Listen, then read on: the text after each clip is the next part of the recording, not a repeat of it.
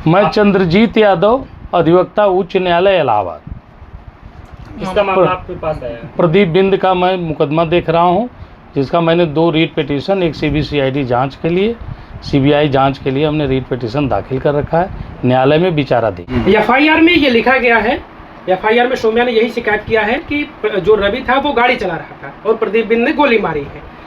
इस मामले में रवि का एनकाउंटर भी हो चुका है। अगर ये दावा किया जा रहा है कि प्रदीप उसमें शामिल नहीं था, तो फिर रवि का होने का क्या माना जाए कि रवि भी उसमें था? अगर रवि गाड़ी चला रहा था और प्रदीप ने गोली मारी है। अब इस प्रश्न का उत्तर अगर आपको मैं दूं, तो मैं अभी जब अदालत में मैं हूं, मुकदमा हमारा अभी विचाराधीन है, तो मैं प्रदीप को पहले यह साबित करने में सफल हूं कि नहीं यह प्रदीप बिंद निर्दोष है, तब इस प्रश्न का उत्तर बनता है। हमारे अगर इलेक्ट्रॉनिक साक्ष्य जो हैं, ये सबूत जो मेरे वीडियो रिकॉर्डिंग अगर यह सही है, तो रवि भी मौके पे नहीं था। इसका मतलब गवाह भी अंडर प्रेशर और पॉलिटिकल प्रेशर में आकर के वो अभी गवाही दे रहे हैं। शादी में तमाम लोग शामिल हुए थे, गवाह के तौर पर सिर्फ उनके परिवार से 2 लोग सामने आए, उनकी बहन जो आरोप लगा रही है। आप क्या मानते हैं कि गवाह क्यों नहीं मिल पाए? क्या और लोग नहीं उसमें थे, या फिर ये क्या चीज़ें आपको समझ? ये बहुत अच्छा प्रश्न आपने किया। यही बात हमने अदालत में भी उठाया है कि 4 गोलियां लगी हैं मृतक को, लेकिन और गाड़ी में बैठे हुए किसी व्यक्ति को 1 गोली और खरोच तक नहीं आई है। विषय नंबर 1। विषय नंबर 2 कि घर के ही 2 इंडिपेंडेंट गवाह हैं, चश्मदीद गवाह, जिनको बनाया गया है, जबकि बारात में बुलाए गए 100, 150, 200 लोग इनके निमंत्रण दिए गए रहे होंगे।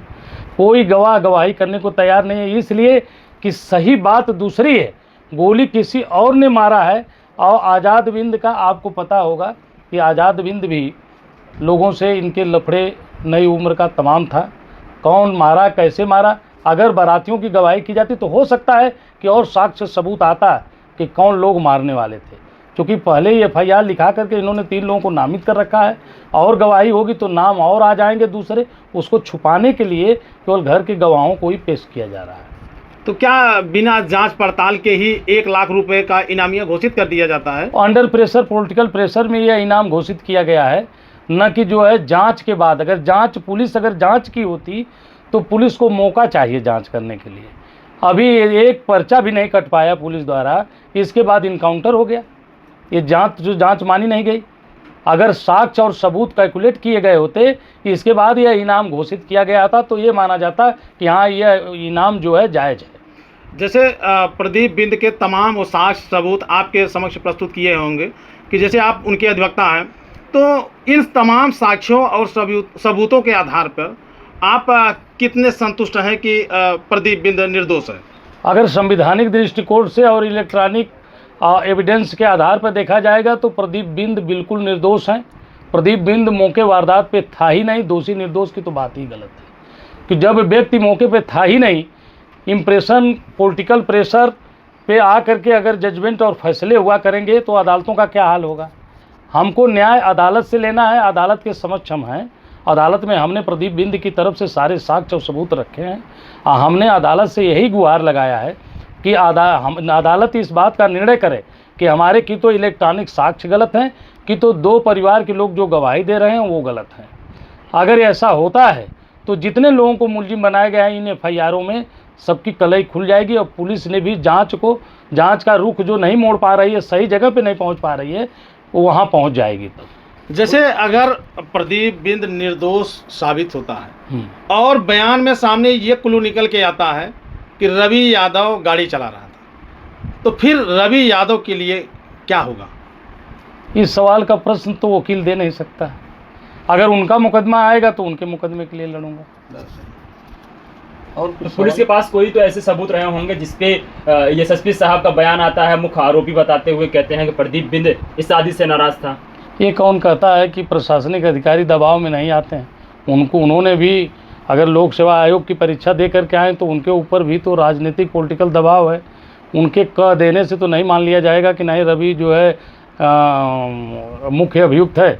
अगर अब मुख्य अभियुक्त था तो इनकाउंटर होने के बाद उसके परिवार को डेड बॉडी दी गई होती, उनका अंतिम संस्कार किए होते, हिंदू रीति रिवाज के हिसाब से हुआ होता।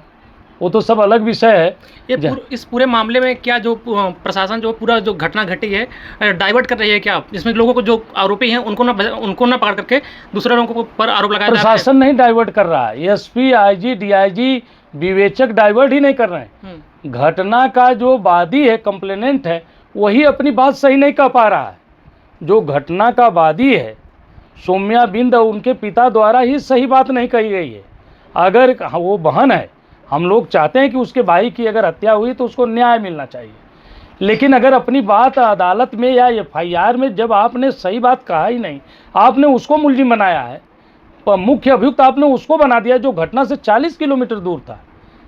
इलेक्ट्रॉनिक मीडिया को झुठलाया नहीं जा सकता है, सीडीआर मोबाइल का झुठलाया नहीं जा सकता है। ये साक्ष्य जो है, इस साक्ष्य को सुप्रीम कोर्ट ने, हाई कोर्ट ने तमाम जगह इसको पेश किया जा रहा है। 65B का कंप्लायंस करना चाहिए पुलिस को। पुलिस हमारा जो है सीडीआर निकाले और जो वहाँ का डीवीआर है उसको निकाले, सीसीटीवी का तमाम वीडियो रिकॉर्डिंग है जिसको देख करके पुलिस अपने अभी भी अगर स्वतंत्र, अगर सौम्या बिंद अगर प्रशासन का सहयोग करना शुरू करें, राजनीतिक सहयोग नहीं, प्रशासन का सहयोग अगर करे तो उसको न्याय मिल सकता है। सही जो अभियुक्त हैं वहाँ तक पहुँचा जा सकता है, प्रशासन पहुँच जाएगा। प्रशासन स्वतंत्र रूप से अपना काम नहीं कर पा रहा। सौम्या सीबीआई जांच की मांग कर रही है। उनसे पहले हमने सीबीआई की मांग किया जांच के लिए। जांच की मांग उन्हीं को करना चाहिए। न्यायिक दृष्टिकोण से, एक संवैधानिक दृष्टिकोण से देखा जाए तो सुप्रीम कोर्ट, हाई कोर्ट ने यही कहा है कि कोई भी अभियुक्त जो है सीबीआई जांच या सीबीसीआईडी जांच की मांग नहीं कर सकता। लेकिन पहले तो प्रदीप जो एक्यूज बनाया गया है, उसकी बहन पूजा बिंद ने खुद आकर के माननीय उच्च न्यायालय में डाला है कि जांच हो, पहले सारे तथ्य को सामने ले आया जाए। अंडर प्रेशर आप लोकल राजनीति के आधार पे फैसले रोड पे न किए जाए। रवि यादव को जो है इनकाउंटर किया गया चौराहे पे, हम लोग भी इनकाउंटर के फेवर में नहीं है। कभी हम लोग तो अदालत के लोग हैं, हम लोग इनकाउंटर के फेवर में क्यों रहेंगे? हम लोग ये चाहते हैं कि अदालत की प्रक्रिया से हर मुकदमे को गुजारा जाए और जो व्यक्ति दोषी है उसको सजा मिलना चाहिए। सौम्या के साथ भी न्याय होना चाहिए, लेकिन न्याय जो है अदालत और प्रशासनिक अधिकारी जब तक एविडेंस कैलकुलेट नहीं करेंगे तब तक सही बात सामने नहीं आएगी, कौन दोषी है, किसने मारा, किसने नहीं मारा। जहां तक रही बात इनकाउंटर की, रवि यादव के तमाम उसके परिवार वाले और वहां के कुछ नेतागण भी आरोप लगा रहे हैं कि जो रवि की इनकाउंटर किया गया है यादव जाति देख करके किया गया है। इसमें भी राजनीति की जा रही है। आपको बता दें, रोड पर उतर करके न्याय नहीं मांगी जा सकती है। अगर उनके रवि यादव के शुभचिंतक हैं तो उनको जो है तमाम फोरम बना हुआ है, हमारे यहाँ अदालतें बनी हुई हैं जहाँ 156(3) दाखिल करें पुलिस के खिलाफ। आप मानवाधिकार आयोग जाइए, राष्ट्रीय मानवाधिकार आयोग जाइए। हम जैसे सीबीआई जांच करने के लिए आए हैं प्रदीप बिंद के लिए, वैसे वो भी आकर के जो है इस मिनिस्ट्री को, जो इनकाउंटर हुआ है, इसको सिद्ध करने के लिए अदालत में आकर के मांग करें। रोड पे उतर करके लोगों को, जनता को डिस्टर्ब करके न्याय तो नहीं मांगी जा सकती और न न्याय हो पाएगी। अभी तक आपने प्रदीप का जो मामला है उसमें क्या कुछ कानूनी कार्रवाई, मतलब प्रशासन यहाँ से कुछ किए हैं? नहीं, हमने यहाँ से 2 रिट पिटीशन दाखिल कर रखा है। एक रिट पिटीशन हमने जो दाखिल किया है 2/5/2026 को, जो एफआईआर सौम्या बिंद के पिता द्वारा दाखिल एफआईआर की गई थी, जिसमें आज़ाद बिंद की हत्या हुई थी, जिसमें 3 अभियुक्त नामित किए गए थे। 2 दिन बाद सौम्या बिंद द्वारा 2 दिन बाद 3 अभियुक्त और बढ़ा दिए गए। देखिए, एफआईआरें ऐसे नहीं लिखी जाती हैं, न्याय ऐसे नहीं चलती है, न्याय मुँह ज़बानी नहीं चलती है। साक्ष्य और सबूत चाहिए न्याय के लिए, और न्याय पाने के लिए न्याय के लिए तत्पर होना पड़ता है। फिर जो है 3/5/2026 को पुलिस ने 12 लोगों को नामित कर दिया। ये मिनिस्ट्री आप मर्डर थोड़े सिद्ध किया जा रहा है, और नहीं इसका साक्ष्य और सबूत, कोई साक्ष्य सबूत नहीं। पुलिस अपना साक्ष्य नहीं दिखाना चाहती, वो दिखा भी नहीं सकती है। जब तक जांच चल रही है तब तक पुलिस किसी को अपना जो पर्चे काटे हैं उसको नहीं दे सकती। लेकिन हम जिसके घर की हत्या हुई है उस व्यक्ति को तो अपने एक स्थान पे कायम रहना चाहिए कि हाँ, किसने मारा है, सही बात हमको लिखाना है। चश्मदीद गवाहों को और गवाहों को जुटा करके ले आना चाहिए था कि कौन आदमी था जिसने गोली मारा। मुँह जबानी कर देने से बिना साक्ष्य और सबूत के मुकदमे नहीं चला करते हैं और रोड पे फैसले नहीं हुआ करेंगे। अगर आज के डेट में प्रशासनिक अधिकारी अगर पकड़ करके प्रदीप बिंद का अगर इनकाउंटर कर देते हैं तो हमने सीबीआई की मांग कर रखा है। तमाम इलेक्ट्रॉनिक साक्ष्य हमने माननीय उच्च न्यायालय में दाखिल कर रखा है। तो कल इस साक्ष्य पे अगर सुनवाई होगी, अगर प्रदीप बिंद यहाँ से अगर निर्दोष साबित हुआ या हाई कोर्ट ने मान लिया कि ये सारे साक्ष्य पुख्ता सही हैं, तो प्रदीप बिंद के इनकाउंटर करने वालों की क्या हाल होगी फिर? सब 302 के मुलजिम होंगे। पुलिस तो मुठभेड़ भी दिखाती है, रवि यादव वाले में यही हुआ कि पुलिस ने मुठभेड़ बताया है इसमें, तो क्या इसमें पुलिस का बचाव हो सकता है? जो मुठभेड़ महज मुठभेड़ दिखा देने से, जब मैं माननीय उच्च न्यायालय में पहले आकर के इस बात का प्ली किया हूँ कि मुझे जो है पुलिस से ही बचाया जाए, मुझे स्टे दिया जाए। हम खुद सीबीआई की मांग कर रहे हैं कि हमारे इस जो आज़ाद बिंद के मर्डर की सीबीआई जांच किया जाए। हम तो पुलिस का ही सहयोग कर रहे हैं, हम तो माननीय उच्च न्यायालय में यही कहने आए हैं ना कि जांच किया जाए। पुलिस का काम क्या है? जांच करना। हम उससे और बड़े अधिकारी के यहाँ गए हों कि वो आकर के जांच करें, दूध का दूध पानी पानी हो जाए, पुलिस हट जाए बीच में से, जो इसके ऊपर पॉलिटिकल प्रेशर, तमाम नौकरी का प्रेशर है वो ख़त्म हो जाए। हम तो और पुलिस का सहयोग कर रहे हैं। प्रदीप बिंद, सही मामले में देखा जाए तो प्रदीप बिंद जो है जौनपुर एसपी खितासराय एसओ का सहयोग कर रहा है कि जो ये मर्डर हुआ है इसका दूध का दूध पानी पानी हो जाए, जांच हो जाए। तमाम इलेक्ट्रॉनिक साक्ष्य मेरे पास हैं, हम निर्दोष हैं। तो हम ये नहीं कह रहे हैं कि मैं निर्दोष हूँ, जो दोषी है उसको पकड़ा जाए। हमको निर्दोष करके सारे मुलजिमों को छोड़ दिया जाए, ये तो प्रदीप बिंद नहीं कह रहा है। जो दोषी है उसको पकड़ा जाए। अगर मैं निर्दोष हूँ तो मुझे छोड़ा जाए। हम भी तो अदालत में यही बात कर रहे हैं कि हमको ये सारे इलेक्ट्रॉनिक साक्ष्य अगर झूठ हों तो हमको जो सज़ा देना हो अदालत दे। अगर ये सच है तो इससे पहले गुजारा साक्ष्य और सबूतों को पहले पेश तो किया जाए, विवेचना का इसको पार्ट माना जाए, इसके तहत विवेचना हो कि हम कहाँ थे।